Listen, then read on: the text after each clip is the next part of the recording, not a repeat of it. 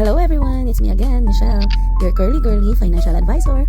So today, ang topic natin is how to build your emergency fund. So for sure, lahat ng tao thinking, paano nga ba nabibuild yung emergency fund? So, start muna tayo on targeting what amount yung kailangan natin ipunin for emergency fund.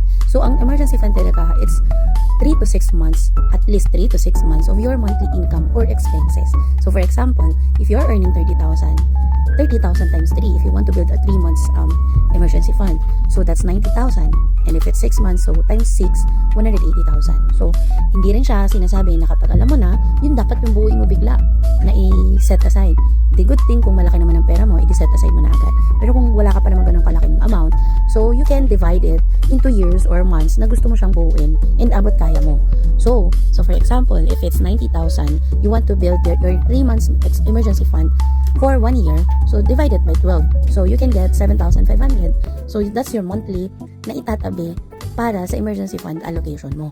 So if masyadong malaki, marami ka pang gastusin, you can divide it into 12 or 24 months for 2 years or 60 months for 5 years. So masyado nga naman tagal yung 5 years, pero it's okay as long as meron kang binibuild na emergency fund. So, dahil alam mo na kung magkano yung kailangan mong iset aside for your particular emergency fund, next mo naman na kailangan gawin is to open an account, mapa e-wallet man yan, mapa passbook or ATM account, or mga online banking system like CBank, BDO, BPI, Union Bank, or and so on and so forth na nandyan lang, easily, you can access it easily, pero meron siyang interest somehow, para hindi naman natutulog yung pera natin.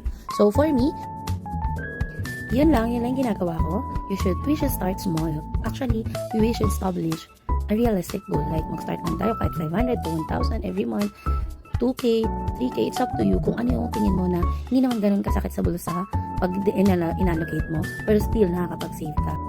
Ayan, so, actually, pwede ka rin mag-enroll ng auto transfer, so from payroll account to your emergency fund account, para every time na may sahod ka, nadideduct na agad automatic yung 2,000 or 1,000 every month to your emergency fund, then nakaka-create ka na agad ng pangdagdag sa emergency fund mo, so hindi mo na isipin. So, pang-lima, cut unnecessary expenses. So, we should recognize alin ba dapat dun yung mga hindi naman kailangan na nabibili natin. So, yan yung mga na-check natin sa Lazada, na-check out natin sa Shopee, and so on and so forth. Pero, hindi naman natin talaga kailangan. So, pwedeng part of that budget, i-allocate natin sa emergency savings allocation natin para mas mabilis mo mabuo yung target fund mo for emergency fund.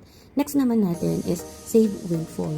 So, bakit? Paano to? Yan yung mga, aside sa mga monthly income natin, meron tayong bonuses or part-time like commissions or what. So, pwedeng part of your income, pwedeng ipangdagdag sa sinisave mo sa emergency fund allocation mo.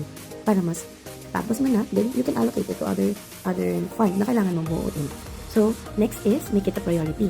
Paano to? Every time na sumasahod tayo, we should prioritize yung emergency fund allocation. I-minus na natin agad sa sahod natin kung magkano yung designated amount na pang emergency fund. Like 2,000, 3,500 man yan, 5K, then the rest yun yung panggastos mo sa necessities mo. Then next is, stay consistent. Kung magkano yung pinuhulog mo dapat for that particular emergency fund, maliit man yan o malaki, dapat consistent ka magtabi.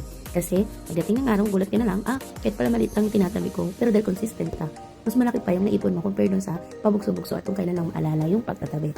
So, yun lang. I hope nag-enjoy kayo sa video na to and natuto. Thank you so much. And please watch other videos na in-upload ko. And please like and subscribe. Comment down below all of the